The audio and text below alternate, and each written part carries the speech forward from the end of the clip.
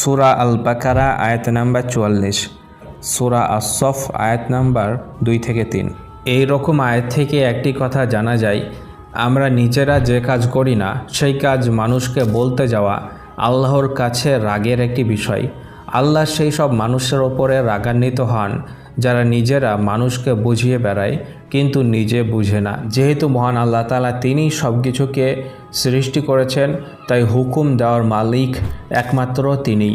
এখন যদি আপনি বলেন যে আল্লাহ নিজে করে না কিন্তু মানুষদেরকে করতে বলে, আল্লাহ মানুষের ওপরে দাদাগিরি করে, মানুষকে অনেক রকম আদেশ করে, এটা করা যাবে না, ওটা করা যাবে না, করলে শাস্তি দিব ইত্যাদিভাবে ভয় দেখায়, তো মহান আল্লাহ তাআলার ওপরে যা কিছু অভিযোগ আপনাদের মনে আসুক না কেন, কোনো অভিযোগই আপনাদের টিকবে না, কোনো অভিযোগই আপনাদের দেওয়া যুক্তিযুক্ত হবে না। তার কারণ হচ্ছে সৃষ্টি আমরা করিনি, সৃষ্টি তিনি করেছেন।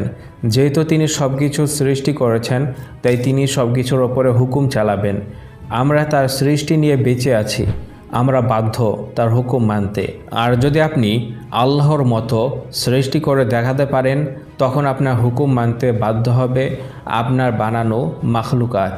কিন্তু আপনি কি এরকম কিছু করে দেখাতে পেরেছেন? না, পারেননি। এবার মন দিয়ে শুনবেন। যেমন আমরা বর্তমানে রোবট বানাচ্ছি আর তাদেরকে হুকুম দিচ্ছি, তারা আমাদের হুকুম মতো চলে, হুকুম মতো কাজ করে।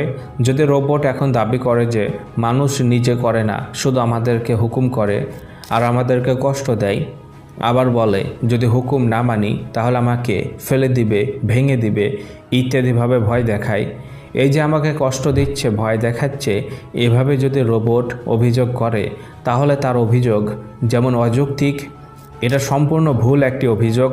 একই রকমভাবে নাস্তিকরা তার সৃষ্টি নিয়ে বেঁচে আছে, তার নিয়ামত ভোগ করে থাকে, তার উপরে অভিযোগ করে এটাও অযৌক্তিক, এটা একটি ভুল অভিযোগ। আপনি নিজের রোবটের জন্য যেসব হুকুম বা আদেশ দেন, যে কাজের জন্য আপনি তাকে তৈরি করেছেন, সেই কাজটি সে না করলে তাহলে আপনি রোবটকে যা করবেন এটা যেমন আপনি ন্যায় করবেন, এতে আপনি কোনো জুলুম করবেন না, এতে আপনি কোনো অন্যায় অত্যাচার করবেন না, এই যে আপনি কোনো ভুল করবেন না। একই রকমভাবে আল্লাহ তাআলা তিনি যে আদেশ বা নিষেধ দিয়েছেন তা পালন না করলে আল্লাহ যে শাস্তি দিবেন, সেটাও আল্লাহ কোনো অন্যায় করবেন না, জুলুম করবেন না, কোনো অত্যাচার অবিচার করবেন না, এটা কোনো ভুল করবেন না। এটাই হচ্ছে একজন ন্যায়বান মালিকের বৈশিষ্ট্য।